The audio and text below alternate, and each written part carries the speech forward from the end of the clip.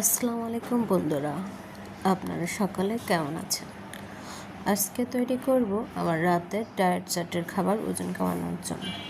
তার জন্য প্রথমে আমরা লেবু কুচি ও শসা কুচি নিয়ে নিচ্ছি। এখন নিয়ে নেব আমরা কাঁচামরিচ কুচি, এটা সামান্য পরিমাণ বা যে জাল যেমন খায় সেরকম। এরপর আমরা নিয়ে নেব পেঁয়াজ কুচি,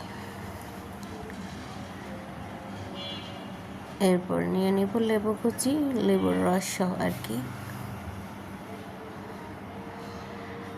এরপর আমরা নিয়ে নেব সামান্য পরিমাণ লবণ পরিমাণ মতো। এখন নিয়ে নেব জিরা ও মৌরি গুঁড়ো ভালো ফ্লেভারের জন্য। এখন নিয়ে নেব আমরা দুটো ডিম সেদ্ধ কুচি করে।